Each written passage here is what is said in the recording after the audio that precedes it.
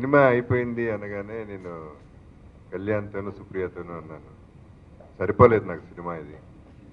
I'm not happy because ఎంత enjoy చేసామంటే చాలా కూల్ ఫిల్మ్, చక్కగా అందరూ ఎంజాయ్ చేస్తూ చేసిన సినిమా గబుక్కన అయిపోయింది అనగానే బాధ వచ్చింది. అంత మంచి సినిమా అనే ఫీలింగ్ నాకు ఈ పర్టికులర్ ఫిల్మ్. సో వీళ్ళందరితో working was really really nice. And Nagarjuna వరకు యాక్చువల్లీ ఇప్పుడు మళ్ళీ ప్రతిరోజు తన సక్సెస్కి రీజన్ ఎక్కువ తెలుస్తుంది. ఈ పర్టికులర్ సినిమా ఫస్ట్ టైం నేను అనుకున్నలో చేస్తున్నా కాబట్టి తను ప్రతిరోజు ఇందాక అన్నట్టు ఎడిటింగ్ కానీ ప్రతి షాట్ కానీ ఇక్కడ ఏం జరుగుతుంది and follow up was very very good. And what ever he felt sensible, తను అన్నట్టు చాలా బాగుంటే తప్ప రిలీజ్ చేయడం అనేది మాత్రం ఖచ్చితంగా ఉన్నాడు. That means the movie is going to be a super hit. And చేకి నాకు ఐ డోంట్ నో వై నా కళ్ళ ముందు పెరిగినాడు బుడ్డాడు.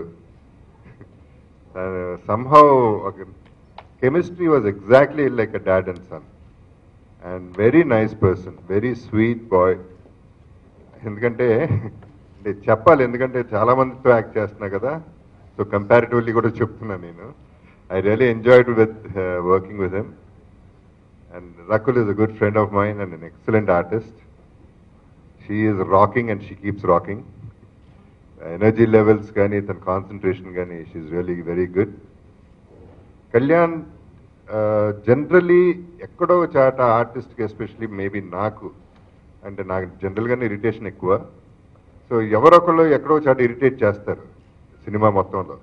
కళ్యాణ్ అనేవాడు ఎక్కడ అసలు ఇరిటేషన్ అనేది ఆ థాట్ కూడా రాకుండా చేశాడు, అంత స్మూత్గా డైరెక్షన్ చేశాడు. I really really enjoyed his work. The whole టీమ్తో ఐ రియలీ ఎంజాయ్డ్. అండ్ ఈ particular cinema I won't see it's different film, ఏదో కొత్తగా తీసేశారు అని నేను అన్నగాని చాలా మంచి సినిమా మాత్రం అవుతుందని ఖచ్చితంగా చెప్తాను. Thank you.